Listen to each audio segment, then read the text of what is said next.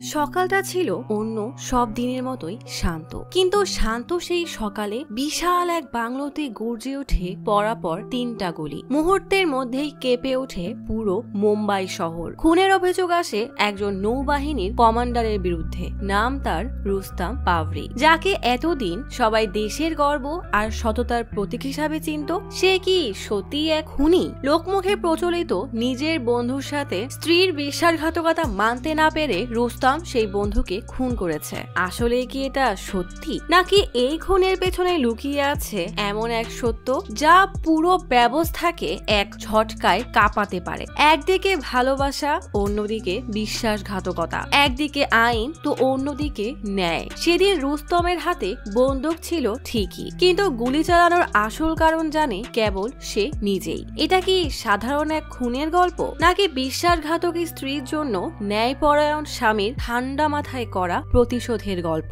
নাকি সাধারণ এই গল্পের পেছনে লুকিয়ে আছে এমন এক অসাধারণ মাইন্ডের মাস্টার প্ল্যান যা কেউ কখনো কল্পনাও করতে পারবে না? এমনই ভরপুর সাসপেন্স, অকল্পনীয় সব টুইস্ট, ক্রাইম মিস্ট্রি আর সাইকোলজিক্যাল থ্রিলে ভরা গল্প নিয়ে আজ এক্সপ্লেইন করব রুস্তম। সালটা 1969। তখন মুম্বাইকে সবাই বোম্বে নামেই চিনত। গুজরাট আর মহারাষ্ট্র তখন বোম্বে প্রদেশের অংশ ছিল। ব্রিটিশরা ভারত থেকে যাওয়ার 12 বছর পার হয়ে গেছে, কিন্তু তাদের সংস্কৃতির প্রভাব ভারতে তখনও ছিল। সকল প্রকার নেশা বন্ধ করা হলেও নেশার রমরমা ব্যবসা তখনও চলছিল। আদালতে রায় দেওয়া হতো জুরি মেম্বারদের সিদ্ধান্তে, আর রাজ কাপুরের মুভি আনারি ফিল্ম ইন্ডাস্ট্রিতে ধুম ফেলে দিয়েছিল। তখনই ভারতীয় নৌবাহিনীর প্রভাব সমুদ্র আর মহাসাগরে আলোর গতিতে বাড়তে থাকে। হেডকোয়ার্টারে সিগন্যাল পাঠানোর সময় in charge executive naval officer Rustam পাভরিকে ডাকা হয়। রুস্তম ম্যাপ দেখে মার্ক করে চিফকে বলে এই রুটটা ফলো করবেন। সাথে সাথেই মাইকে অ্যানাউন্স করে হল্ট অ্যাট ভার্টিক্যাল রুটটা ক্যান্সেল করে আমরা সোজা বোম্বের দিকে যাচ্ছি। বন্দরে পৌঁছানোর আগের সময় ছিল 5ই মে। এখন আমরা তার আগেই 26 এপ্রিলে পৌঁছে যাব। বাড়ি ফেরার খুশিতে শিপের সব স্টাফ আর অফিসাররা রীতিমতো নাচানাচি শুরু করে দেয়। রুস্তম খুশি মনে ওয়ালেটে রাখা তার প্রিয়তমা স্ত্রী সিনথিয়ার ছবি দেখে মুচকি হাসে। কতগুলো মাস পর সে আবার তার স্ত্রীকে দেখতে পাবে। এদিকে স্বামীর অপেক্ষায় মন মরা হয়ে সিনথিয়া আয়নার সামনে বসে কি যেন গভীর ভাবে ভাবছে। তখনই মেয়ের সাবিতা এসে বলে বিক্রম সাহেবের গাড়ি এসে গেছে। সিনথিয়া তীব্র অপরাধ বোধ নিয়ে রুস্তম আর তার বিয়ে ছবির দিকে তাকায়। এক পার্টিতে রুস্তমের সাথে তার প্রথম দেখা হয়েছিল। সেখান থেকে মাঝে মাঝে কথা, দেখা, একসাথে ঘুরতে যাওয়া, এভাবেই তাদের সম্পর্ক গাঢ় হতে থাকে। তারা একে অপরকে বিয়ে করে নেয়। এরপরের সময়গুলো জাদুর মতো কাটলেও রুস্তমকে বিদায় দেওয়ার সময়টা ছিল তার জন্য সবচেয়ে কষ্টের। একদিকে সিনথিয়া মন খারাপ করে অপেক্ষা করে, আর অপরদিকে রুস্তম সিনথিয়ার ছবি দেখে তাকে মিস করতে থাকে। রুস্তম ফিরে আসতেই সিনথিয়ার মুখে মুক্তার মতো হাসি ঝরত। শেষবার বিদায় দেওয়ার সময়ও সিনথিয়া অনেক কান্না করেছিল। সেসব কথা ভাবতে ভাবতেই রুস্তম খুশি মনে তার ব্যাগ গোছায়। আর সিনথিয়া তখন বিক্রমের বাসায়। রুস্তম তখন শিপ থেকে দূরবীন দিয়ে শহর আর কত দূরে তা চেক করতে থাকে। তার যেন এই অপেক্ষা করতে আর ভালোই লাগছে না। বন্দরে নেমে রুস্তম সিনথিয়ার কথা ভাবতে ভাবতেই হাসি মুখে বাসার পথে রওনা দেয়। মাঝপথে নেমে প্রতিবারের মতো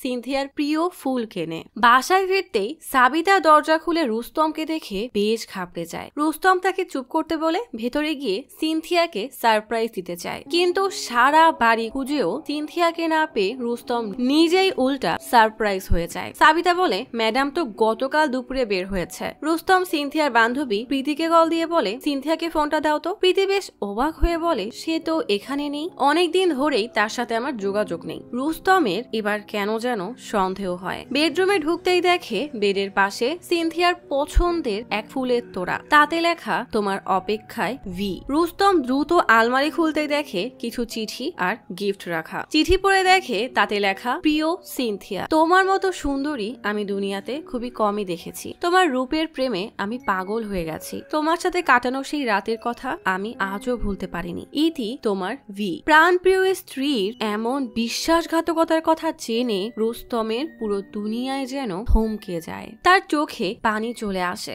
আরেকটা চিঠির মধ্যে থেকে বিক্রমের ছবি পড়তেই রুস্তম চোখে মুখে পানি দিয়ে আয়নায় নিজের দিকে প্রচন্ড রেগে তাকায়, যেন সে আজ ভয়ানক কিছু একটা ঘটিয়ে ফেলবে। বিক্রমের বাসায় কল করে রুস্তম তার পরিচয় দিতেই সার্ভেন্ট বার্লি ভয়ে ভয়ে বলে, সাহেব তো বাসায় নেই। রুস্তম গাড়ি নিয়ে প্রচন্ড রেগে বের হয়ে সোজা বিক্রমের ফার্ম হাউসের সামনে দাঁড়িয়ে দেখে বেলকনিতে সিনথিয়া অন্যমনস্ক হয়ে দাঁড়িয়ে আছে। বিক্রম এসে তাকে জড়িয়ে ধরলে সে মুচকি হেসে তার সাথে ভেতরে চলে যায়। প্রিয়তমার স্ত্রীকে অন্য একজনের সাথে এভাবে মিশতে দেখে রুস্তমের মাথায় রক্ত টকবক করে ফুটতে থাকে। তবুও এদের কিছু না বলে সোজা বাসায় ফিরে সিনথিয়ার ছলনাময়ী রূপের কথা মনে করে সবকিছু একদম ভেঙে চুরে চুরমার করে ফেলে। প্রচন্ড রাগ আর মানসিক যন্ত্রণা নিয়ে ড্রিঙ্কস করতে করতে কান্না করে। কিছুক্ষণ পর বিক্রমের পাঠানো চিঠিগুলো পড়তে পড়তেই রাত কাটিয়ে দেয়। পরের দিন সকালে সিনথিয়া কোনো কিছু নিয়ে খুব আপসেট।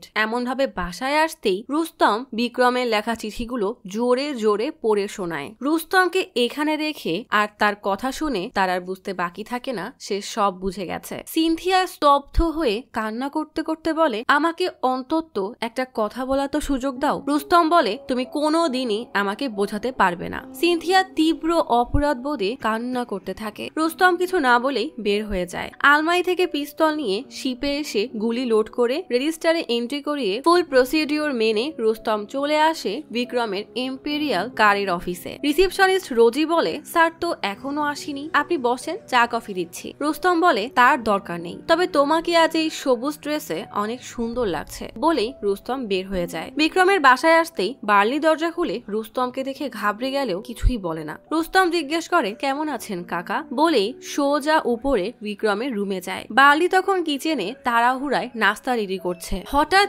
গুলির শব্দ পেয়ে দৌড়ে উপরে গিয়ে দেখে রুস্তম বন্দুক হাতে দাঁড়ানো। সামনেই মেঝেতে বিক্রমের গুলিবিদ্ধ লাশ পড়ে আছে। বুকে তিনটা গুলি করা হয়েছে। রুস্তম কিছু না বলেই সেখান থেকে বের হয়ে যায়। বার্লি সেখানে দাঁড়িয়েই কান্না করতে থাকে। থানায় ইন্সপেক্টর লোবোকে কনস্টেবল তুকারাম একটা পেপার সাইন করতে দেয়। লোবো বলে, আজই আমার শেষ কাজ, এরপর আমি ছুটিতে যাচ্ছি। তখনই রুস্তম এসে বলে, আমি নেভি অফিসার রুস্তম পাবরি, আমি বিক্রম মাখিজাকে খুন করেছি, এখন সারেন্ডার করতে চাই, এই যে সেই বন্দুক। লোবো হতবাক হয়ে তাকিয়ে থাকে। প্রীতি সিনথিয়াকে কল দিয়ে জানিয়ে দেয় বিক্রমকে রুস্তম মেরে ফেলেছে। সিনথিয়ার চোখ থেকে টপ টপ করে পানি পড়তে থাকে। এই খবর ততক্ষণে নেভি অফিসেও পৌঁছে যায়। লোবো তদন্ত করতে বিক্রমের বাসায় আসলে প্রীতি দ্রুত ভাইয়ের বাসায় এসে দৌড়ে রুমে ভাইয়ের লাশ দেখে জিজ্ঞেস করে, এই কেসের ইনচার্জকে। লোবো তার পরিচয় দিতেই প্রীতি বলে, রুস্তম ওকে মেরে ফেলেছে, তাকে গ্রেফতার করেন। লোবো বলে, সে 1 ঘন্টা আগে নিজেই আত্মসমর্পণ করেছে। প্রীতি রেগে বলে, তাহলে এখানে সময় নষ্ট না করে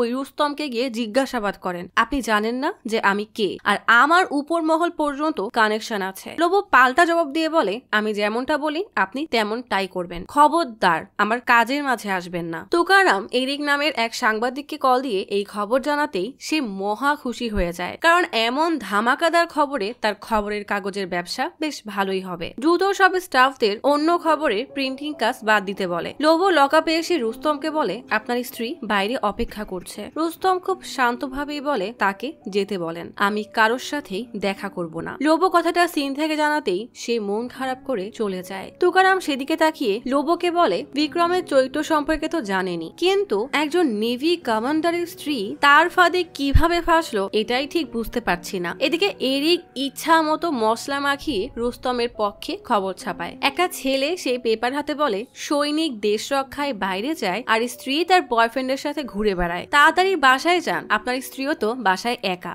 সবাই কৌতূহল বশত সেই পেপার কিনতে থাকে। প্রীতি এই খবর পড়ে উকিল লক্ষণকে বলে, আমি ওই রুস্তমের ফাঁসি চাই। লক্ষণ বলে, চিন্তা করো না, বিক্রম আমাদের সিন্ধি কমিউনিটির গুরুত্বপূর্ণ সদস্য ছিল, আমি রুস্তমের ফাঁসি কার্যকর করিয়েই ছাড়বো। এরিক জেজের কাছে এসে খবরের কাগজে রুস্তমের খবর দেখালে জেজে বলে, বিক্রমের সাথে এমন হবে তা তো জানা ছিল, কিন্তু রুস্তমের কথা শুনে খারাপ লাগছে, 1 থেকে 2 বার তার সাথে দেখা হয়েছিল, ছেলেটা খুবই ভালো। এরিক বলে, বিক্রমের কেস লক্ষণ নিয়েছে, কারণ বিক্রম তারই মতো সিন্ধি গোত্রের। আমি শিওর এসব ওই প্রীতির কাজ, তাই পার্সিয়ান হিসাবে আমাদেরও রুস্তমের জন্য কিছু করা উচিত। আপনি যদি ওর জন্য একটা ভালো উকিল হায়ার করেন তাহলে ভালো হয়। লক্ষণ অনেক চতুর, তাই রুস্তমের একটা সুযোগ তো পাওয়াই উচিত। আপনিও জানেন রুস্তম ঠিক কাজই করেছে, তবে তার কাজের পদ্ধতিটা ভুল হয়ে গেছে। জেজে মুচকি হাসি দিয়ে বলে ঠিক আছে। এরিক চলে যেতে গেলে জেজে বলে আমি চাই সাধারণ জনগণের মধ্যে রুস্তমকে নিয়ে একটা আবেগ কাজ করুক। জুরি তো সবার শেষে সিদ্ধান্ত দেয়, আগে সিদ্ধান্ত নেয়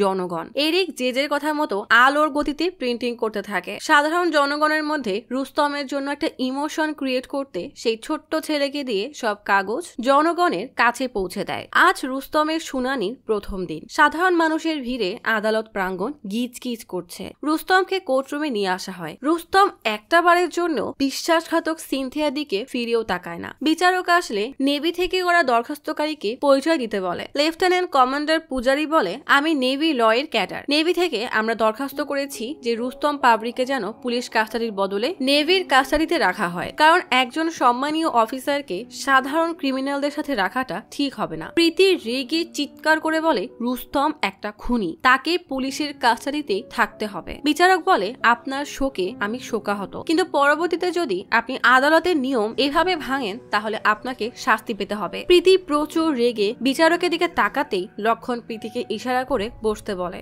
অফিসার পূজারি বলে যখন যখন আদালতে রুস্তমকে ডাকা হবে আমরা তাকে নিয়ে আসবো। বিচারক ইনচার্জ অফিসার লোবোকে জিজ্ঞেস করলে লোবো বলে আমার কোনো সমস্যা নেই, কিন্তু রুস্তম বলে আমার সমস্যা আছে, আমি পুলিশের কাস্টাডিতেই থাকতে চাই। আমার পদবীর জন্য আমি কোনো স্পেশাল ট্রিটমেন্ট চাই না। ক্যাপ্টেন সিপি চেরিয়ান বিচারকের কাছ থেকে অনুমতি নিয়ে রুস্তমের সাথে 1 মিনিট কথা বলতে চায়। চেরিয়ান বলে তোমাকে অফিসার্স মেসে রাখা হবে, সেখানে তুমি সকল ধরনের সুবিধা পাবে। এই অর্ডার উপর থেকে এসেছে, তুমি রাজি না হলে এর পরিণাম কি হবে তা কি জানো? রুস্তম চেরিয়ানের সাথে আর কোনো কথা না বাড়িয়ে বিচারককে বলে আমি পুলিশের কাস্টাডিতেই থাকতে চাই। চেরিয়ান রেগে সরে গেলে লোবো বিচারককে জানায় তদন্ত এখনো চলছে, যত দ্রুত সম্ভব চার্জশিট ফাইল করার চেষ্টা করছি। বিচারক রুস্তমকে 7 দিনের পুলিশ রিমান্ড দিয়ে দেয়। তীব্র অপরাধ বোধে সিনথিয়ার চোখ ছলছল করে ওঠে। লোবো তার মতো করে তদন্ত শুরু করে দেয়। প্রীতি জানায় আমরা 4 জন খুব ভালো বন্ধু ছিলাম। রুস্তমের মেয়ের সাবিতা বলে প্রথম তো 4 জন একসাথেই ঘোরাফেরা করত, এরপর সাহেব লন্ডন চলে গেলে ওরা 3 জন ঘুরতো। আমার তো তখনই সন্দেহ হয়। বিক্রমের সার্ভেন্ট বার্লি বলে সিনথিয়া ম্যাডাম প্রায় স্যারের বাসায় আসতো। প্রীতি জানায় বিক্রম আর সিনথিয়া পাবলিকলি বা প্রাইভেটলি প্রায় সব জায়গায় দেখা করত। লোবো জিজ্ঞেস করে এসব দেখেও আপনার অন্যায় মনে হয়নি? প্রীতি বলে কেন মনে হবে, সিনথিয়া কোনো বাচ্চা মেয়ে না, যা হতো তাদের সম্মতিতেই হতো। সাবিতা জানায় সেদিন রুস্তম সাহেব ম্যাডাম আর বিক্রমের চিঠি পড়ে প্রচন্ড রেগে তাদের বিয়ের ফটো ফ্রেমটা ভেঙে ফেলে। এক নেভি অফিসার জানায় ঘটনার দিন 8:45 দিকে রুস্তম বন্দুক নিতে গিয়েছিল, সে রেজিস্টারে সাইনও নিয়েছিল। এরপর বন্দুক নিয়ে সব চেক করে ঠিক আছে বলেই চলে যায়। লোবো সিনথিয়াকে জিজ্ঞেস করে রুস্তম লন্ডন কেন গিয়েছিল? সিনথিয়া বলে অফিসিয়াল ডিউটি করতে গিয়েছিল। লোবো জিজ্ঞেস করে আপনি বিক্রমকে কতটা পছন্দ করতেন? সিনথিয়া বিরক্ত হয়ে বলে আমি অনেক ক্লান্ত, বলেই চলে যায়। তুকারাম সিনথিয়ার এমন ব্যবহার দেখে লোবোকে বলে শুধু ওই কমান্ডারকে ধরে রেখেছেন কেন?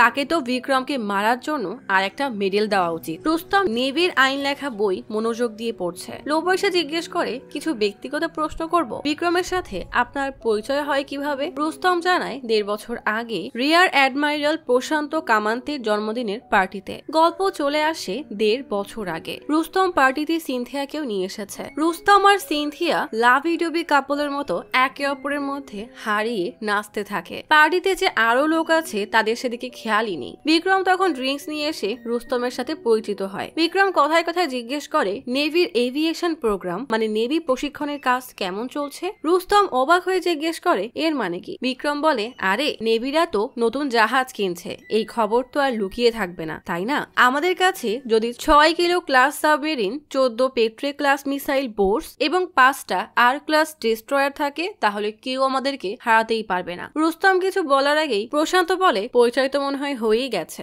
বিক্রমই এই পার্টির হোস্ট আর এটা তার ফার্ম হাউস। তখনই প্রীতি এসে বলে শুধু বিক্রমের না বরং এতে আমারও ভাগ আছে। বিক্রম সিনথিয়াকে দেখে তার রূপ নিয়ে কবিতা বলতে শুরু করলে প্রশান্ত বলে আসলে সুন্দরী মেয়ে দেখলেই বিক্রমের মুখ থেকে কবিতা বের হয়ে আসে। প্রীতি বিক্রমকে অ্যান্ডারসন নামের এক বিদেশির সাথে পরিচয় করাতে নিয়ে যায়। রুস্তম প্রশান্তকে জিজ্ঞেস করে কে এই বিক্রম? প্রশান্ত বলে ব্রিটিশ আমেরিকান কোম্পানির সাথে ইন্ডিয়ার রিপ্রেজেন্টেটিভ বা এজেন্ট হিসেবে বিজনেস করে, ছেলেটা অনেক ভালো। রুস্তম লোবোকে বলে সেদিনের পর থেকে এমন বিভিন্ন পার্টিতে বিক্রম আর প্রীতির সাথে দেখা হতে থাকে। তুকারাম এসে জানায় ডিসিপি স্যার কল করেছে। লোবো যাওয়ার আগে জিজ্ঞেস করে আপনি লন্ডন কেন গিয়েছিলেন? রুস্তম জানায় ওটা অফিসিয়াল সিক্রেট মিশন ছিল, তাই কোনো তথ্য আমি শেয়ার করতে পারবো না। রুস্তম পুলিশ কাস্টাডিতে থাকায় প্রশান্ত বেশ চিন্তিত হয়ে জিজ্ঞেস করে, আমাদের কাছে কি আর কোনো লিগ্যাল রিসোর্সেস আছে? পূজারী বলে, তেমন কিছুই নেই, কিন্তু রুস্তম এখানে থাক কিংবা ওখানে তাতে কি বা যায় আসে। প্রশান্ত রাগী চোখে তাকালে পূজারী চলে যায়। প্রশান্ত চেরিয়ানকে বলে, যে কোনো মূল্যেই হোক আমার ওই ডকুমেন্টগুলোকে লাগবে, ওটা যদি অন্য কারোর হাতে পড়ে তাহলে আমরা সমস্যায় পড়ে যাব। এখনই রুস্তমের বাসায় কাউকে পাঠিয়ে দাও। এরিক তখন সৌরভ খান নামের এক উকিলকে রুস্তমের কাছে নিয়ে আসলে রুস্তম বিরক্ত হয়ে বলে, এসব কিসের জন্য? সবাই জানে এটা একটা ওপেন অ্যান্ড শার্ট কেস, আমি বিক্রমকে খুন করেছি আর সেটা স্বীকারও করেছি। সৌরভ বলে, এই কথা আর কারো সামনে বলবেন না, তাহলে কেউ আপনাকে বাঁচাতে পারবে না। এরিক বলে, আমি গোপন সূত্রে জানতে পেরেছি হত্যার আগের দিন সিনথিয়া বিক্রমের সাথেই ছিল, সেটা আমি আমার খবরের কাগজের মাধ্যমে সবাইকে জানাবো, আপনি শুধু এই কাগজটা সাইন করে দিন। রুস্তম রেগে বলে, আমাকে বাঁচানোর জন্য আমার স্ত্রীকে সবার সামনে অপমান করবেন, তাই তো? আপনারা এখন আসতে পারেন। এরিক রুস্তমের এই আচরণ দেখে বেশ অবাক হয়ে যায় যে এত কিছুর পরও সে কিভাবে তার স্ত্রীর সম্মান বাঁচানোর চেষ্টা করছে। এরিক সিনথিয়ার কাছে এসে বলে, রুস্তম উকিল রাখতে চায় না, কারণ এতে আপনার বদনাম হবে, আপনি কি ওকে জেলের বাইরে দেখতে চান না? রুস্তমের এমন মুহূর্তে সিনথিয়ার চোখ থেকে টপ টপ করে পানি পড়তে থাকে। সিনথিয়া বলে, আমার তাতে কিচ্ছু যায় আসে না যে কে কি বললো, কিন্তু হ্যাঁ, ওকে বাইরে আনতে আমি সব করতে পারবো। এরিক বলে, বেশি কিছু করতে হবে না, সামান্য কিছু সাহায্য করলেই হবে। রুস্তমের বাসার বাইরের গাড়িতে নেভির দুজন লোক বসা। সাবিতা বাজার করতে বের হতেই সেই দুজন লোক নেটের মাস্ক পরে ভেতরে আসে। আচমকা এদেরকে দেখে সিনথিয়া আটকে ওঠে। একজন সিনথিয়াকে চাকুর নিশানায় রেখে সোফায় বসায়, আরেকজন পুরো বাসা তন্ন তন্ন করে খুঁজতে থাকে। বাসার সবকিছু একদম ওলট পালট করে ফেলে, কিন্তু কোথাও সেই ডকুমেন্টস না পেয়ে রেগে চলে যায়। সিনথিয়া রুস্তমকে খবরটা জানাতে থানায় আসতেই লোভো বলে, সে তো আপনার সাথে দেখা করতে চায় না। সিনথিয়া বলে, আমার দেখা করাটা খুবই জরুরি, একটা মেসেজ ওর কাছে পৌঁছে দিন। তুকারাম সিনথিয়াকে মেসেজ দিয়ে রুস্তমকে জানাতেই কিছুক্ষণ পর তুকারাম এসে লোভোকে বলে, রুস্তম সিনথিয়ার সাথে দেখা করতে চায়। সিনথিয়া রুস্তমের সামনে আসতেই লজ্জা আর অপরাধ বোধে তাকাতে পারে না, কান্না করতে করতে রুস্তমকে জড়িয়ে ধরে, কিন্তু রুস্তম তখনও দুই হাত পেছনে বেঁধে রেখেছে। সিনথিয়া বলে, দয়া করে আমাকে মাফ করে দাও, আমার তোমাকে আগেই সব বলা উচিত ছিল, আমি নিজের চোখেই এতটা নিচে নেমে গেছি যে মনে হচ্ছে একমাত্র মৃত্যুতেই এর শেষ হবে। আমি কতটা বোকা ছিলাম তাই এসবে জড়িয়ে গেছি, তুমি একটাবার আমার সাথে কথা বলো, তোমার এই নীরবতা আমি আর সহ্য করতে পারছি না। রুস্তম নিজেকে আর আটকাতে পারে না, সিনথিয়াকে জড়িয়ে ধরে। সিনথিয়া বলে, তুমি যখন লন্ডন চলে গেলে তখন থেকেই এসবের শুরু হয়, আমি একদম একা হয়ে গিয়েছিলাম। গল্প চলে আসে রুস্তমের লন্ডন চলে যাওয়ার দিন। প্রীতি সিনথিয়া চোখে পানি দেখে তাকে সান্ত্বনা দেয়। এরপর থেকে প্রীতি প্রায় সিনথিয়াকে নিয়ে বিভিন্ন পার্টিতে যেত। প্রীতির সাথে সিনথিয়ার বেশ ভালোভাবেই সময় কাটছিল। মাঝে মাঝে বিক্রমও তাদের সাথে ঘুরতে বের হতো, কখনো কার ড্রাইভিং তো কখনো ঘোড়ার রেসে। এভাবে বিক্রমের সাথেও তার বেশ ভালো বন্ধুত্ব হয়ে যায়। সিনথিয়ার জন্মদিনের দিন তার হাজার বারণ করা সত্ত্বেও প্রীতি তার বাংলোতে বার্থডে পার্টি রাখে, কিন্তু সিনথিয়া বাংলোতে পৌঁছাতেই প্রীতি বলে, আমার এক বন্ধুর অ্যাক্সিডেন্ট হয়েছে, আমাকে এখনই পুনায় যেতে হবে, তুমি চিন্তা করো না, বিক্রম সব সামলে নিবে। প্রীতি চলে গেলে সিনথিয়ার বেশ অস্বস্তি লাগছিল, তাই সেও চলে যেতে গেলে বিক্রম বলে, এই পার্টি তো তোমার জন্য, তুমি চলে গেলে কিভাবে হবে? সিনথিয়া নার্ভাস হয়ে বলে, আমি এখানে কাউকেই চিনি না, থেকে কি বা করবো? বিক্রম বলে, তুমি এত গর্জিয়াস যে তোমার আর কাউকে নিয়ে চিন্তা করার দরকারই নেই, আমাকে 10টা মিনিট সময় দাও, ভালো না লাগলে তারপর চলে যেও। বিক্রমের কথায় সিনথিয়া ইতস্তত করে ভেতরে আসলে এত সুন্দর সাজসজ্জা, সবার প্রশংসা, যত্ন আর অ্যাটেনশন সিনথিয়ার বেশ ভালোই লাগে। বিক্রম সিনথিয়ার কাছাকাছি যাওয়ার বা তার প্রশংসা করে তাকে পটানোর কোনো সুযোগই হাতছাড়া করতো না। সিনথিয়া পার্টি রেখে বাইরে একা দাঁড়িয়ে আছে দেখে বিক্রম সিনথিয়াকে বলে, চোখ বুঝো। সিনথিয়া ইতস্তত করলে বিক্রম বার্থডে গিফট হিসাবে খুবই সুন্দর আর দামি একটা নেকলেস তার গলায় পরিয়ে দেয়। সিনথিয়া বলে, এত দামি গিফট আমি নিতে পারবো না। বিক্রম রেগে সেটা খুলে নিয়ে ছুঁড়ে ফেলতেই সিনথিয়া হতবাক হয়ে বলে, তুমি কি পাগল হয়ে গেছো নাকি? যাও গিয়ে খুঁজে আনো। বিক্রম জিজ্ঞেস করে, খুঁজে আনলে কি তুমি পড়বে সেটা আগে বলো। সিনথিয়া তার মন রাখার জন্য হ্যাঁ বলে দেয়। সাথে সাথেই বিক্রম তার হাতের মুঠো থেকে নেকলেস বের করে সিনথিয়াকে পরিয়ে দেয়। সিনথিয়াও আর কিছুই বলতে পারে না। প্রীতি প্রায় এক সপ্তাহের মতো আর ফেরেনি। তখন থেকেই বিক্রম সিনথিয়াকে বিভিন্ন পার্টি আর ডিনারে দাওয়াত করত। সিনথিয়াকে স্পেশাল ফিল করানোর বা স্পর্শ করার কোনো মুহূর্তই সে হাতছাড়া করত না।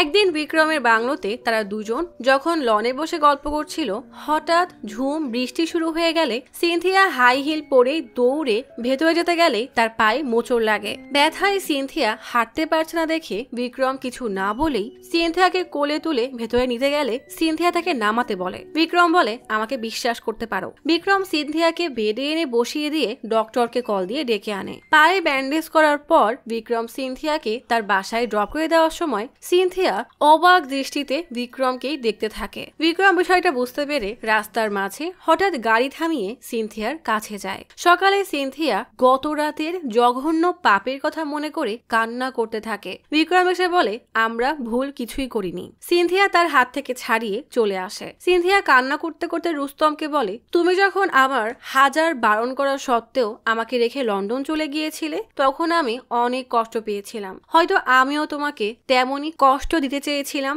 এই জন্যই এমন জঘন্য কাজ করেছি। রুস্তম বিরক্ত হয়ে জিজ্ঞেস করে, এরপর কি হয়েছে সেটা বলো। এদিকে তুকারাম ঘড়ি দেখে বলে, আজব ব্যাপার তো, কমান্ডার এতদিন তার স্ত্রীর মুখও দেখতে চায়নি, আর আজ 1 ঘন্টার উপরে হয়ে গেছে, সে এখনো বের হচ্ছে না। কাগজে কি এমন লিখেছিল কে জানে। লোবো বলে, চাকুর নিশানায় রেখে দুজন বাসায় ঢুকে কিছু খোঁজার চেষ্টা করছিল। তুকারাম জিজ্ঞেস করে, আপনি কিভাবে বুঝলেন? লোবো দেখায় যে কাগজে সিনথিয়া তার মেসেজ লিখেছিল তার পরের পেজেই সে পেন্সিল দিয়ে স্কেচ করে ছাপ দেখেছে। সিনথিয়া একভাবে কান্না করতে থাকলে রুস্তম তাকে শান্ত করে জিজ্ঞেস করে, ওরা কি কিছু নিয়ে গেছে? সিনথিয়া বলে, না, মনে হয় যা খুঁজছিল তা পাইনি। রুস্তম বলে, চিন্তা করো না, আমি যা বলছি সেটা ভালো করে শোনো। এদিকে প্রশান্ত ডকুমেন্ট না পাওয়ায় প্রচন্ড রেগে চিন্তা করতে থাকে রুস্তম সেগুলো কোথায় লুকাতে পারে। এরিক সিনথিয়ার বয়ান খবরের কাগজে ছাপে যে সিনথিয়া বলেছে, আমার দোষের শাস্তি রুস্তমকে পেতে দিব না। রোমাঞ্চকর এই খবর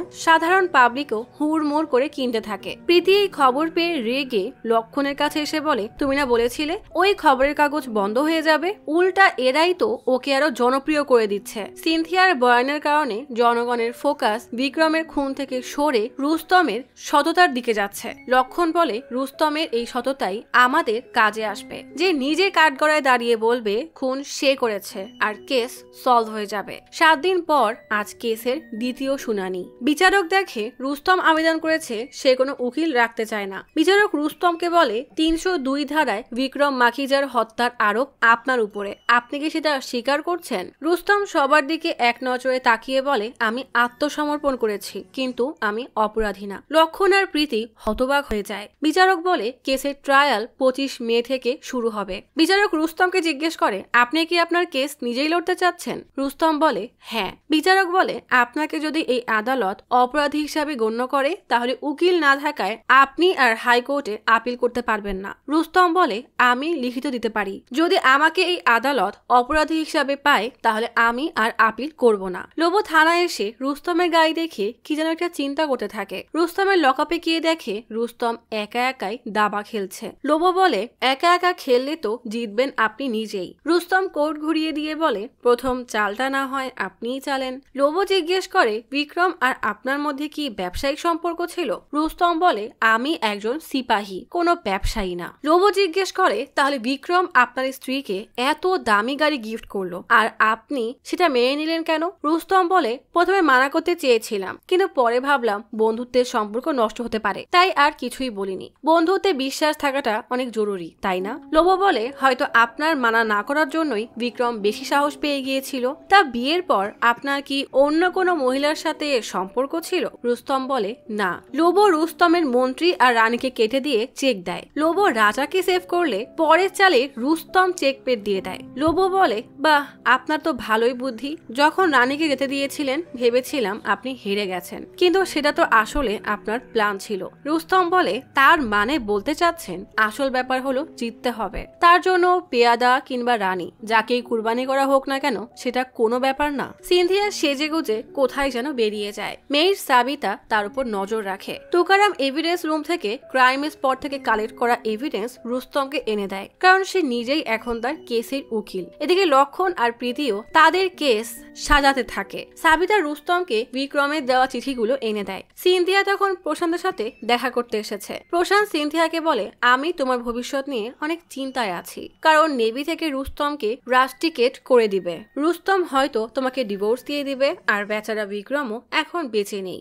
সমাজে ডিভোর্সে নারীর কোনো সাপোর্ট ছাড়া বেঁচে থাকাটা অনেক কষ্টকর। আমার কাছে একটা উপায় আছে, তোমাকে সারা জীবন আর টাকার চিন্তা করতে হবে না। আসলে রুস্তমের কাছে আমাদের কিছু কনফিডেন্সিয়াল ফাইল আছে যেগুলো আমাদের দরকার, কিন্তু ও এখন যেমন অদ্ভুত আচরণ করছে তাতে আমি ভরসা পাচ্ছি না। আমরা তোমাকে 10 লাখ টাকা দিতে চাই। সিনথিয়া 10 লাখ টাকার কথা শুনে হেসে ব্যাগ থেকে একটা চিঠি বের করে প্রশান্তকে দেওয়ার আগে বলে, এখন তো আমারই আপনাদের ভবিষ্যৎ নিয়ে চিন্তা হচ্ছে। রুস্তম আমাকে আগেই আপনাদের বিষয়ে সাবধান করে দিয়েছিল। রুস্তম সেদিন জেলে বলেছিল তোমার সাথে হয়তো প্রশান্ত কিছু ডকুমেন্টস নিয়ে কথা বলবে, বিনিময়ে টাকাও অফার করবে, তখন তুমি তাকে এই চিঠি দিবে। প্রশান্ত খাম খুলে দেখে তাতে একটা অ্যাকাউন্ট নম্বর এবং 5 কোটি টাকা লেখা। প্রশান্ত বলে, ও কি পাগল নাকি, আমরা এত টাকা কোথায় পাবো? সিনথিয়া বলে, বিক্রমের শেয়ার ছিল 5 কোটি, সেই টাকাটা এই অ্যাকাউন্টে যেন ট্রান্সফার হয়ে যায়। প্রশান্ত রেগে বলে, যদি আমি এমনটা না করি? সিনথিয়া বলে, রুস্তম বলেছে এর পরিণতি কি হবে সেটা আপনি খুব ভালো করেই জানেন। প্রশান্ত হেসে বলে, দেশভক্তির নামে রুস্তম কি এখন সুবিধাবাদী হয়ে গেছে? তো এই টাকা দিয়ে সে কি করবে? কারণ আমি যতটুকু জানি সে 14 বছর সূর্যের আলো দেখতে পারবে না। সিনথিয়া বলে, তা নিয়ে আপনার চিন্তার দরকার নেই, আপনি শুধু টাকাটা ট্রান্সফার করে দেন। সিনথিয়া উঠে যাওয়ার সময় বলে, রুস্তম আমাকে এটাও বলতে বলেছে যে সে এতটাও বোকা না যে এত গুরুত্বপূর্ণ ডকুমেন্টস বাসার কোনো ড্রয়ারে রেখে দিবে। তাই পরের বার যদি কাউকে পাঠান তাহলে এই অ্যামাউন্ট দ্বিগুণ হয়ে যাবে, বিষয়টা মাথায় রাখবেন। এদিকে লোবো কেসের কোনো ক্লুই পাচ্ছে না, তাই রুস্তমের সব জিনিসপত্র আর ওয়ালেট ঘেটে 2টা স্টাম্প পায়, যে স্টাম্প নতুন লঞ্চ করার পর খবরের কাগজে ছবিও এসেছিল। লোবো তুকারামকে বলে, 27 এপ্রিল কমান্ডার কোথায় ছিল? তুকারাম চেক করে বলে, 8:15-তে বাসা থেকে বের হয়ে 8:45-এ জাহাজে ছিল,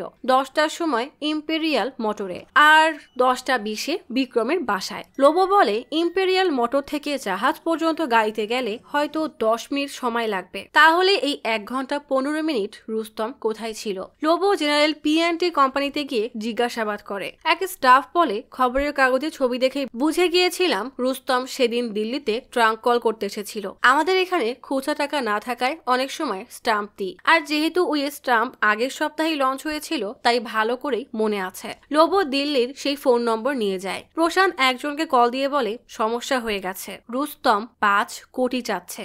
আদালতের সবাই রুস্তমের জন্য মিছিল নিয়ে আসে। জনগণের চোখে রুস্তম এখন একটা হিরো। সিনথিয়া যেখানে আসতেই সবাই তার উপরে আক্রমণ করতে যায়। রুস্তম আসার সাথে সাথেই সবাই রুস্তম রুস্তম বলে স্লোগান দেয়। সবাই রীতিমতো রুস্তমের উপরে ফুলের পাপড়ি ছেটাতে শুরু করে দেয়। মেয়েরা তাকে গোলাপ দেওয়ার জন্য ভিড় করে ফেলেছে। রুস্তম তার মতোই চুপচাপ কোর্টে ঢোকে। কোর্টরুমে বিচারক 8 জন জুরিকে বলে, আজ আপনারা নিরপেক্ষ এবং নিষ্ঠার সাথে রায় দিবেন। 2 পক্ষের প্রমাণ এবং সাক্ষীর বক্তব্য শুনে বুঝে তারপর কোনো সিদ্ধান্ত নেবেন। বিচারক খবরের কাগজ হাতে নিয়ে দেখে এরিক তার কাগজে রুস্তমের ন্যায় বিচার পাওয়ার প্রশ্ন তুলেছে, অথচ হিয়ারিং এখনো শুরু হয়নি। বিচারক এরিককে ডাকলে এরিক হাসি মুখে উঠে দাঁড়ায়, যেন সে খুব গর্বের কাজ করে ফেলেছে। বিচারক রেগে বলে, পাবলিক প্ল্যাটফর্মে এমন প্রশ্ন করে আপনি কি আমার এই কোর্টকে অপমান করছেন? এরিক বলে, আমি তো শুধুমাত্র একটা প্রশ্ন করেছি। বিচারক বলে, কথার শেষে প্রশ্নবোধক চিহ্ন দিলেই সেটা প্রশ্ন হয় না,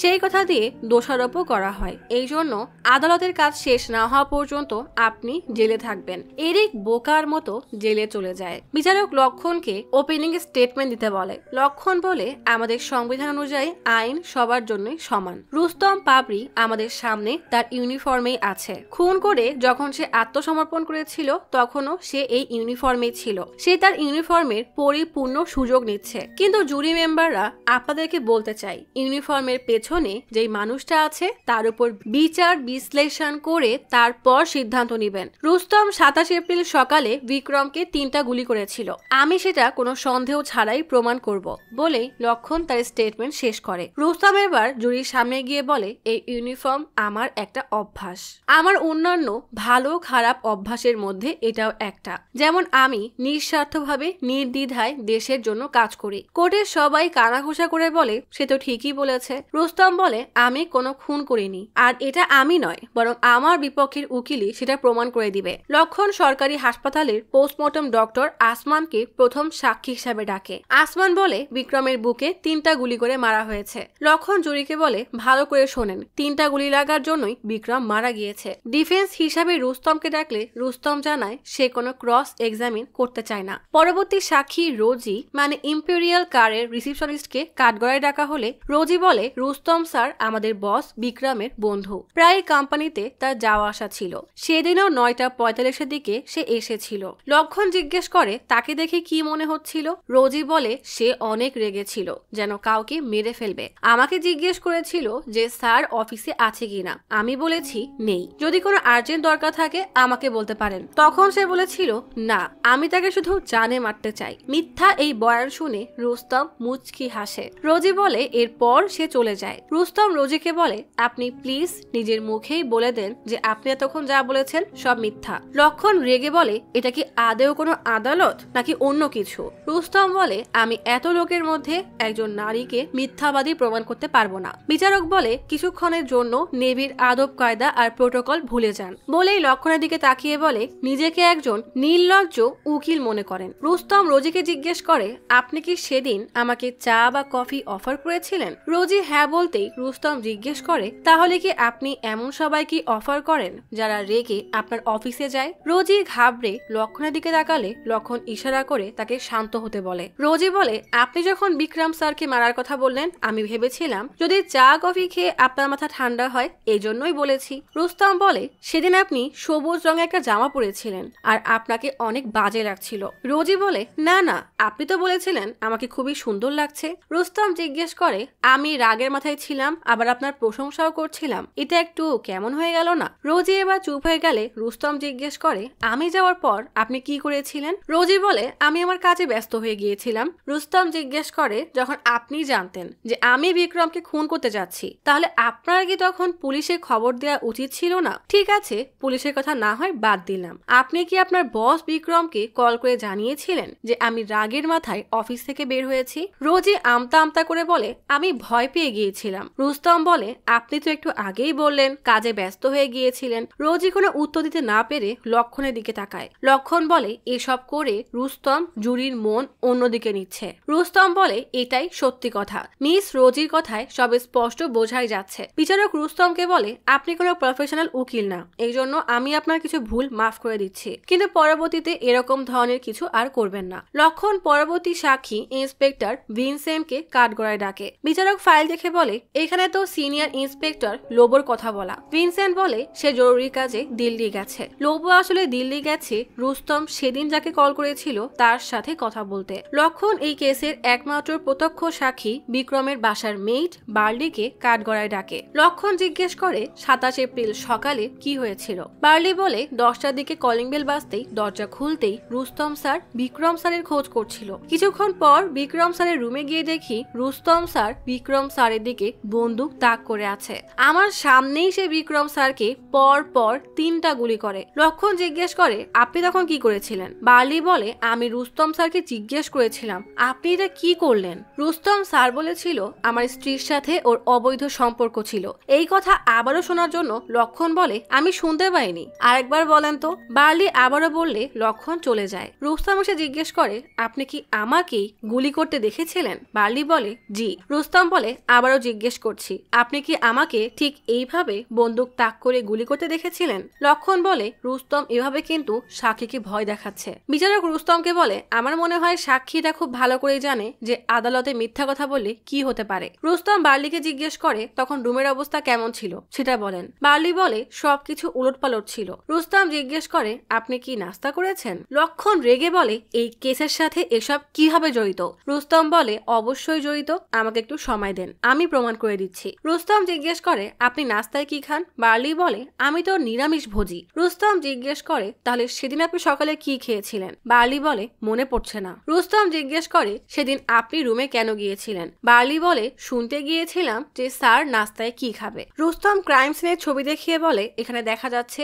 যে কিচেনে সসেজ, অমলেট আর টোস্টার আগে থেকেই বানানো আছে। তবে বার্লি ভাইয়ের কথা মতো সেদিন বাসায় বিক্রম আর বার্লি ছাড়া কেউই ছিল না। এখন প্লিজ এটা বলবেন না যে সেদিন থেকেই আপনি আমিষ খাওয়া শুরু করে দিয়েছিলেন। বার্লি এবার লজ্জায় মাথা নিচু করে নেয়। রুস্তম জুরিদেরকে ছবি দেখালে জুরিরা ছবি দেখে বার্লির দিকে তাচ্ছিল্যের নজরে তাকায়। এটা সহ্য করতে না পেরে বার্লি কান্না করে হাত জোর করে বলে আমাকে ক্ষমা করে দেন। এমন মিথ্যা সাক্ষ্য দেওয়ার জন্য আমাকে লক্ষণ সাহেবই বলেছিল। আসলে আমি সেদিন কিচেনে কাজ করছিলাম। গুলির শব্দ পেয়ে উপরে গিয়ে দেখি বিক্রম স্যারের লাশ পড়ে আছে। রুস্তম সাহেব হাতে বন্দুক নিয়ে দাঁড়ানো। রুস্তম বলে আমি আর কোনো প্রশ্ন করতে চাই না। বিচারক বলে পরবর্তী হিয়ারিং আগামীকাল হবে। আর রেগে লক্ষণকে বলে আপনি আমার রুমে আসেন। এরিককে ছেড়ে দিতেই তার অ্যাসিস্ট্যান্ট গিয়ে বলে রুস্তম তো লক্ষণ সাহেবকে একদম চুপ করে বসিয়ে দিয়েছে। পকেট থেকে একটা কার্ড বের করে বলে ভিড়ের মধ্যে কেউ আমাকে এটা দিয়েছিল, মনে হয় কোনো গুরুত্বপূর্ণ তথ্য আছে। এরিক দেখে এটা একটা ম্যাটারনিটি ক্লিনিকের কার্ড। খবর পেতে নির্লজ্জ এরিক মশলা মাখানো খবর চাপাতে শুরু করে যে বিক্রমের অ্যাসিস্ট্যান্ট মিস রোজি অ্যাবর্শন করেছিল আর বাচ্চার বাবা ছিল বিক্রম নিজেই। পরের দিন আদালতের কাজ শুরু হওয়ার আগেই জুরির গাড়ি আসতেই এরিক তার অ্যাসিস্ট্যান্টকে জুরিদের কাছে এই খবর পৌঁছাতে পাঠায়। এটা আবার বিচারকের পিএ দেখে ফেলে। বিচারককে খবরের কাগজ দিয়ে এরিকের কাণ্ডের কথা বলতেই বিচারক এমন খবর দেখে এরিককে রেগে বলে এসব কি? এরিক বলে সত্যি জানানোটাই আমার দায়িত্ব। বিচারক রেগে বলে সত্য জানাতে গিয়ে ফ্রিতে জুরিদের কাছে বিলানোর মানে কি? আমি আপনাকে একদিনের জেল এবং 100 টাকা জরিমানা করলাম। এরিককে আবারও জেলে নিয়ে যাওয়া হয় আর জুরিদেরকে বলা হয় খবরের কাগজের কথাকে আমলে না নিতে। লক্ষণ এবার মেয়ের সাবিতাকে ডেকে জিজ্ঞেস করে আপনি তো 3 বছর ধরে রুস্তমের বাসায় কাজ করছেন, বলেন সেদিন কি হয়েছিল? সাবিতা বলে ম্যাডাম সকাল সকাল বাসায় আসে, এরপর স্যারের সাথে কথা বলে চলে যায়। লক্ষণ জিজ্ঞেস করে সকাল সকাল বাসায় আসে এর মানে কি? সাবিতা বলে 2 দিন ধরে ম্যাডাম বাসায় ছিল না। লক্ষণ জিজ্ঞেস করে 2 দিন সে বাসায় নেই, এই বিষয়ে রুস্তম কিছু জিজ্ঞেস করেনি যে সে কোথায় ছিল? সাবিতা বলে স্যার কখনোই জিজ্ঞেস করে না। স্যার ওই দিন এসে আলমারি খুলে কিছু চিঠি পড়ে রেগে ড্রিঙ্কস করে ম্যাডামের ফটো ফ্রেম ভেঙে ফেলে। লক্ষণ জিজ্ঞেস করে আপনার কি মনে হয় আপনার সাহেব এমন কেন করলো? সাবিতা বলে তোমার স্ত্রী যদি 2 দিন ধরে বাসায় না এসে অন্য কারোর সাথে থাকে তাহলে তোমার কেমন লাগবে? লক্ষণ জিজ্ঞেস করে তো সেই মানুষটা কে ছিল? সাবিতা বলে কে আবার? বিক্রম মাখিজা। এত ঘুরিয়ে পেঁচিয়ে কেন জিজ্ঞেস করছো? সোজা করে উত্তর দিলেই তো হয়। আমি তোমার মতো অত শিক্ষিত না, কিন্তু এটুকু জানি যে কোনো সৈনিক যদি দেশ রক্ষার জন্য বাসার বাইরে থাকে সেই সুযোগে অন্য কেউ তার স্ত্রীকে বাসায় নিয়ে যায় তাহলে ওই মানুষের বেঁচে থাকার কোনো অধিকার নেই। আমার সাহেব যদি বিক্রমকে মেরেই থাকে তাহলে ঠিকই করেছে। এই কথা শুনে সবাই হাততালি দেয়। বিচারক সবাইকে শান্ত করে সাবিতাকে বলে এটা আদালত, এখানে আপনার বিচার কেউ জানতে চায়নি। সাবিতা বলে ঠিক আছে, কিন্তু আপনি একবার বলেন যদি আপনি জানতে পারেন আপনার স্ত্রীর এই উকিলের সাথে সম্পর্ক তখন আপনি কি করবেন? বিচারক এবার প্রচন্ড রেগে গিয়ে সাবিতাকে জেলে পাঠিয়ে দেয়। এটা কিছু হইল? পাশের সেলেই এরিক বসে যোগ ব্যায়াম করছে।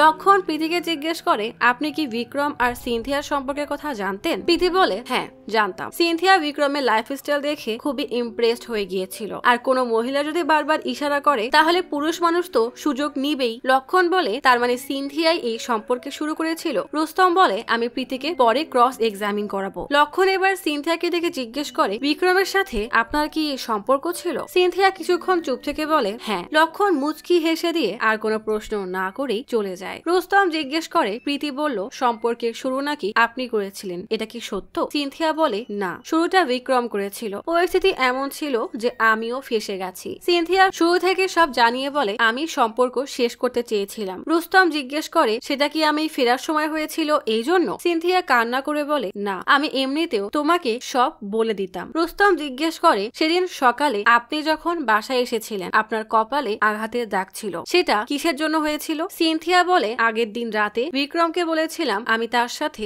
আর দেখা করব না, এসব ঠিক হচ্ছে না। বিক্রম তখন শয়তানি হাসি দিয়ে বলে রুস্তমকে আমাদের সম্পর্কের কথা আমি বলবো নাকি তুমিই বলবে? সিনথিয়া বিক্রমের এমন কথায় হতবাক হয়ে যায়। বিক্রম বলে কি ভেবেছিলে তোমার প্রেমে আমি পাগল হয়ে গেছি? আমি তো আসলে রুস্তমের সাথে বদলা নিয়েছি। এক কমান্ডার সেদিন তার ইউনিফর্মের পাওয়ার দেখিয়েছিল আর আমি আমার টাকার পাওয়ার দেখিয়ে দিয়েছি। সিনথিয়া বলে তুমি যাই করো না কেন রুস্তমের কোনো ক্ষতি করতে পারবে না। বিক্রম রেগে সিনথিয়াকে কষে এক চড় মারে। তাল সামলাতে না পেরে সিনথিয়া চেয়ারে গিয়ে বাড়ি খায়। সিনথিয়া বিক্রমের বাসা থেকে বের হয়ে সমুদ্রের পাড়ে দৌড়ে গিয়ে নিজের করা পাপের জন্য অঝরে কান্না করতে থাকে। রুস্তম জিজ্ঞেস করে, আপনার সাথে যা হয়েছে এজন্য কি আপনি বিক্রমকে দায়ী মনে করেন? সিনথিয়া কান্না করতে করতে বলে, না, আমি নিজেকেই দায়ী মনে করি। তোমার বিশ্বাস ভাঙাটা উচিত হয়নি। সিনথিয়ার কান্না দেখে রুস্তম পকেট থেকে রুমাল বের করে দেয়। সিনথিয়াকে সান্ত্বনা দিতে না পারায় বিচারকের দিকে তাকাতেই বিচারক ইশারা করলে রুস্তম সম্মানের সাথে সিনথিয়াকে কাঠগড়া থেকে নামিয়ে তার জায়গায় বসিয়ে দিয়ে আসে। রুস্তম এবার প্রীতিকে কাঠগড়ায় দেখে জিজ্ঞেস করে, বিক্রম কি সব জায়গায় বন্দুক নিয়ে যেত? প্রীতি বলে, ওর কাছে লাইসেন্স পিস্তল ছিল, কোথায় কোথায় নিয়ে যেত তা জানি না। রুস্তম জিজ্ঞেস করে, বিক্রমের কি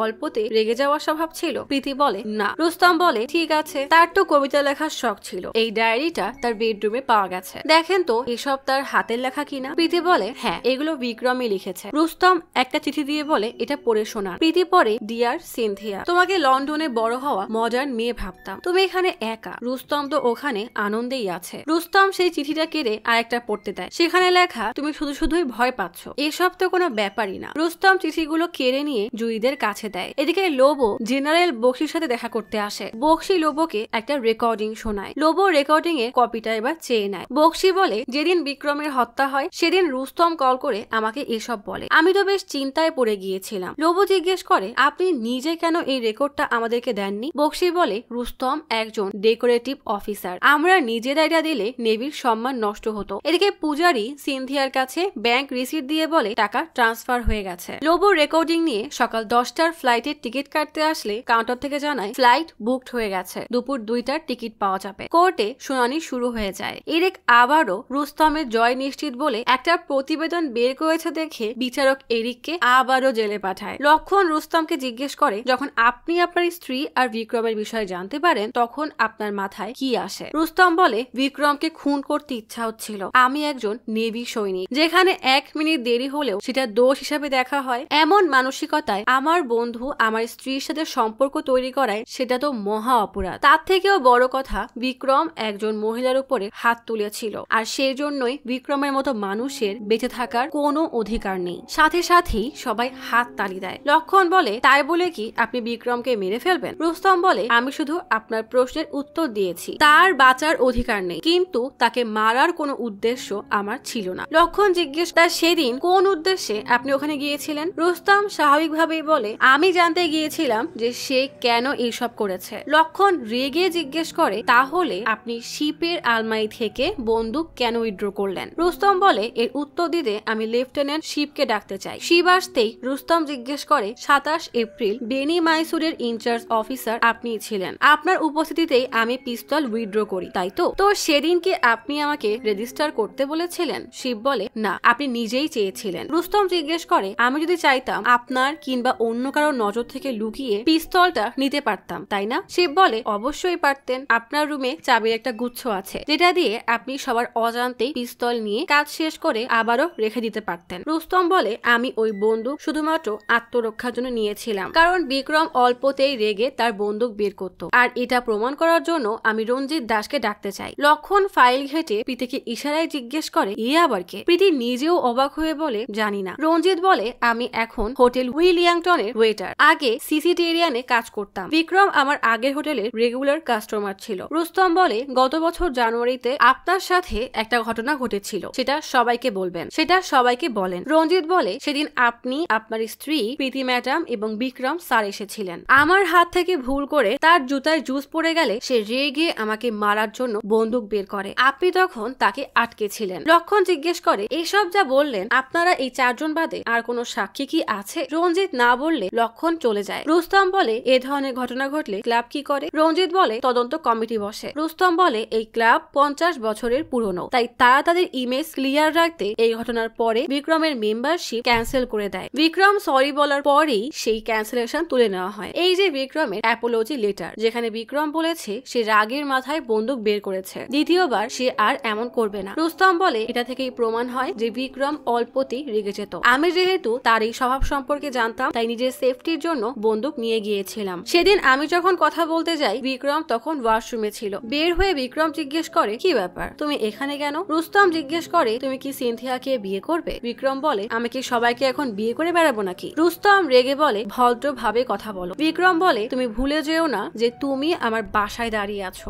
আমি চাইলে বলেই রেগে বন্দুক হাতে নিলেই রুস্তম তাকে ধাক্কা মেরে ফেলে দেয়। দুজনের মধ্যে ধস্তাধস্তি শুরু হয়ে যায়। সাথে সাথেই রুমের সব উলট পালট করে ফেলে। রুস্তম বিক্রমকে আটকানোর অনেক চেষ্টা করে, কিন্তু বিক্রম হাতে বন্দুক পেতেই রুস্তম নিজেকে বাঁচাতে দ্রুত তার বন্দুক বের করে গুলি করে দেয়। রুস্তম বলে গুলিটা আমি করেছি, কিন্তু সেটা বিক্রমকে মারতে নয়, বরং নিজেকে বাঁচাতে। লক্ষণ জিজ্ঞেস করে নিজেকে বাঁচাতে কি 3টা গুলি করা জরুরি ছিল? রুস্তম জবাবে ইন্ডিয়ান নেভির বেসিক ম্যানুয়ালের বই একটা জুরিকে দিয়ে বলে 24 নম্বর পেজে যান, যেখানে ক্লোজ কম্বার সিচুয়েশনের বিবরণ আছে। জুরি পড়ে শোনায় সেখানে লেখা, প্রথমে মারো, পরে আবার মারো, পরে আবারও মারতে থাকো। কোনো ব্যক্তি আপনার দিকে বন্দুক তাক করে থাকলে আপনি কোনো সংকোচ ছাড়াই 3 বার গুলি করতে পারবেন। রুস্তম বলে আমি যা করেছি তা আমার ট্রেনিং এর একটা অংশ ছিল। লক্ষণ বলে আপনার কথা মতো আপনাদের দুজনের মধ্যে হাতাহাতি হয়, তাহলে বিক্রমের মাজার বাঁধা তোয়ালে কেন খুললো না? আর আপনার ইউনিফর্মে কেন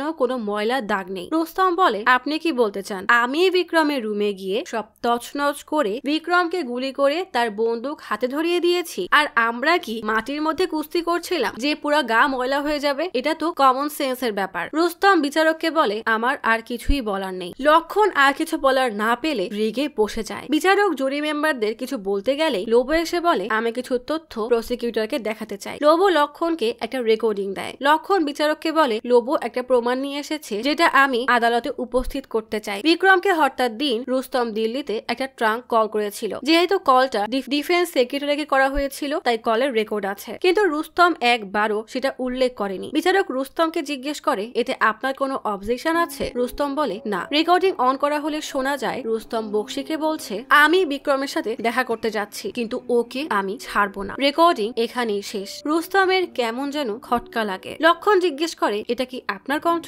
রুস্তম হ্যাঁ বলতেই লক্ষণ বলে প্রমাণের আর কি দরকার? রুস্তম যখন তার স্ত্রীর অনৈতিক সম্পর্কের কথা জানতে পারে তখন জাহাজের আলমারি থেকে বন্দুক নিয়ে জেনারেল বক্সিকে হুঁশিয়ারি দিয়ে বিক্রমকে নির্মম ভাবে খুন করে। তার মানে নিজেকে বাঁচানোর জন্য রুস্তম বিক্রমকে গুলি করেনি, বরং প্ল্যানিং করে খুন করেছে। বিচারক রুস্তমকে ডিফেন্সে কিছু বলতে বললে রুস্তম জিজ্ঞেস করে আমি কাউকে ছাড়বো না, এর মানে কি এটাই হয় যে আমি তাকে মেরে ফেলবো? লক্ষণ বলে আপনি যা বলছেন তারপর যা ঘটেছে তাতে তো এটাই প্রমাণ হয়। আপনি স্বীকার করে নেন যে আপনি প্ল্যান করেই খুনটা করেছেন। আমার আর কিছুই বলার নেই। বিচারক রুস্তমকে ক্লোজিং এ স্টেটমেন্ট দিতে বললে রুস্তম লোবোর দিকে তাকিয়ে বলে না, আমার যা বলার ছিল আমি বলে দিয়েছি। বিচারক জুরি মেম্বারদেরকে বলে দুই পক্ষের আর্গুমেন্ট এবং সাক্ষী শুনেছেন, তাই ভালো করে বিচার বিশ্লেষণ করে তারপর সিদ্ধান্ত নেবেন। পরবর্তী শুনানি আগামীকাল হবে। এরিককে লকআপ থেকে ছাড়ার সাথে সাথেই অ্যাসিস্ট্যান্ট জুরি মেম্বারদের কথা বলে এরিক দেয় হাঁটা। জুরি মেম্বারদের মধ্যে ভোট শুরু হয়ে যায়। 3 জন রুস্তমকে দোষী বলে আর 4 জন বলে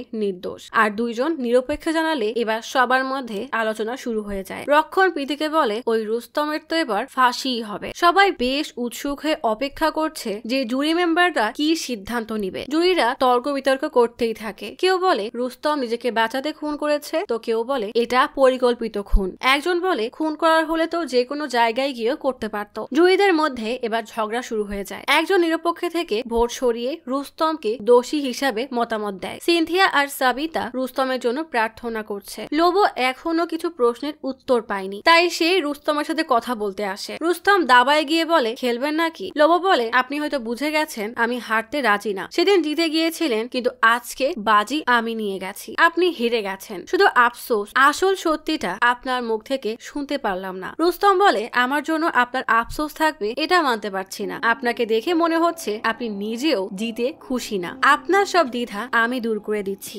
এই গল্পের শুরু হয়েছিল 1 বছর আগে। বিক্রমের নেভিতে অনেক ভালো লিঙ্ক ছিল। সে যখন জানতে পারে ইংল্যান্ডে 15 বছর পুরনো এক জাহাজ আছে, সে আমার সিনিয়র প্রশান্তের সাথে মিলে প্ল্যান করে আমাকে লন্ডনে পোস্টিং করিয়ে দেয়। আমি সেখানে গিয়ে এয়ারক্রাফটের চেকিং করে জানতে পারি ওই জাহাজটা একদমই নষ্ট। আমি প্রশান্ত স্যারকে জানাই, কিন্তু সে বলে যেহেতু অর্ধেক দামে পাওয়া যাবে আর ইন্ডিয়ায় আসলে সব চেঞ্জ করে দেওয়া যাবে, তাহলে সমস্যা কোথায়? বাকিটা বিক্রম বুঝিয়ে দিবে। বিক্রম রুস্তমকে বলে ভালো রিপোর্ট করে দিও, তোমাকে এর বদলে 10 লাখ দিব। রুস্তম জিজ্ঞেস করে তুমি কত পাবে? বিক্রম বলে 5 কোটি। রুস্তম রেগে হাঁটা দিতেই বিক্রম বলে তুমি সামান্য এক অফিসার, আমার কাছে এই ডিল করার আরো অনেক পথ আছে। রুস্তম রেগে তাকে কষে এক চড় মারে। রুস্তম এই ঘটনা উপর মহলে জানাতে যায়। যেহেতু প্রশান্ত প্রশান্ত এই ঘটনার সাথে জড়িত। তাই রুস্তম জেনারেল বক্সির কাছে যায়, যে কিনা তখন লন্ডনে ছিল। বক্সিকে জানালে সে বলে, মাত্র 10 লাখ? বিক্রমের তো 20 লাখ বলা উচিত ছিল। চিন্তা করো না, আমি তাকে রাজি করিয়ে দিব। রুস্তম বুঝে যায় এরা সবাই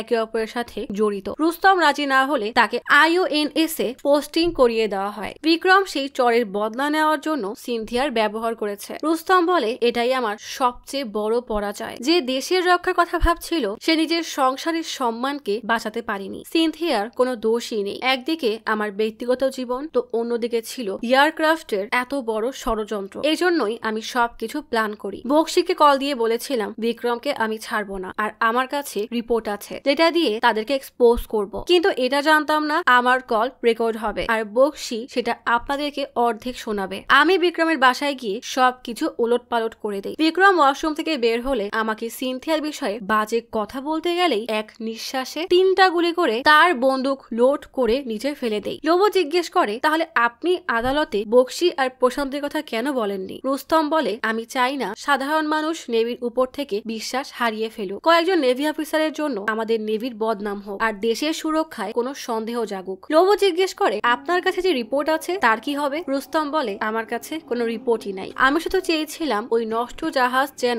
দেশে না আসে। ইন্ডিয়ান নেভিতে এয়ারক্রাফট আসবে, কিন্তু আমি যেসব পরিবর্তনের কথা বলেছি সেগুলো হওয়ার পর তারপর আসবে। লোবো বলে, কিন্তু কাল যখন জুরি আপনাকে দোষী ঘোষণা করবে? রুস্তম পূর্ণ আত্মবিশ্বাস নিয়ে বলে, দোষী ঘোষণা করবে না। আপনি এখানে বসে আছেন, জনগণ, জুরি সবাই জানে আমি অপরাধ করেছি, কিন্তু আসলে আমি দোষী না। বিক্রমের সাথে এটাই হওয়া উচিত ছিল, আর আমাকে কোনো শাস্তি দেওয়া উচিত না। পরের দিন আদালতের সামনে রুস্তমের ভক্ত সাধারণ জনগণের উপচে পড়া ভিড় জমে যায়। সবাই রুস্তমের কেসের রায় শুনতে উদ্গ্রীব হয়ে আছে। জুরিদের ভোট এখনো চলছে। ফাইনালি এক সিদ্ধান্তে পৌঁছে তারা আদালতের জন্য বের হয়। প্রশান্ত পূজারী এসে রুস্তমের জন্য সাধারণ জনগণের এত সাপোর্ট দেখে প্রচুর রেগে যায়। জুরি মেম্বাররা তাদের সিদ্ধান্ত একটা খামের মধ্যে করে বিচারকের কাছে পাঠায়। বিচারক সেটা খুলতেই সবার দম আটকে যাওয়ার মতো অবস্থা হয়। বিচারক বলে, জুরি মেম্বার 8/1 বহুমতে রুস্তমকে নির্দোষ ঘোষণা করেছে। সবাই রীতিমতো খুশিতে হাততালি দিতে থাকে। সিনথিয়া খুশিতে কান্না করে দেয়। লোবো অবাক হয়ে ভাবে, রুস্তমের কথাই তাহলে সত্যি হয়ে গেল। লক্ষণ আর প্রীতি চুপ করে বসে থাকে। সবাই এসে রুস্তমের সাথে হাত মিলিয়ে যায়। প্রীতি রেগে আদালত থেকে বের হতে গেলেই লক্ষণ বলে, আমরা হাইকোর্টে আপিল করব। প্রীতি বলে, অবশ্যই করব, কিন্তু তোমাকে আর দরকার নেই। এক এক করে সবাই চলে গেলে কোর্টরুম ফাঁকা হয়ে যায়। রুস্তম আইনি সব কাগজপত্র সাইন করে দেখে সিনথিয়া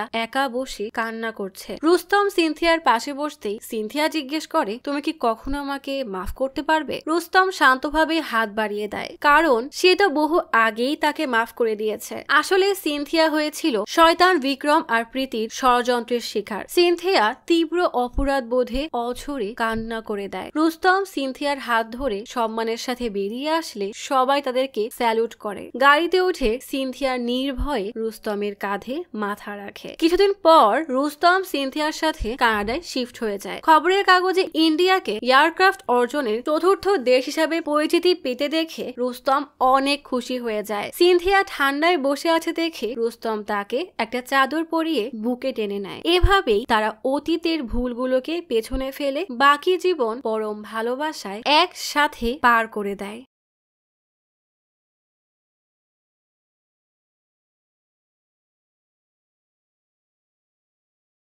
আজ তাহলে এখানেই চলে যাচ্ছি। শীঘ্রই ফিরবো নতুন অথবা পুরাতন ইউনিক কোনো মুভির গল্প নিয়ে। ফিরে আসা পর্যন্ত লাইক, কমেন্ট এবং সাবস্ক্রাইব করে অচিরার গপ্পসপের সাথেই থাকুন। পাশে থাকা বেল আইকনটি ক্লিক করে রাখুন। দেখা হবে পরের ভিডিওতে।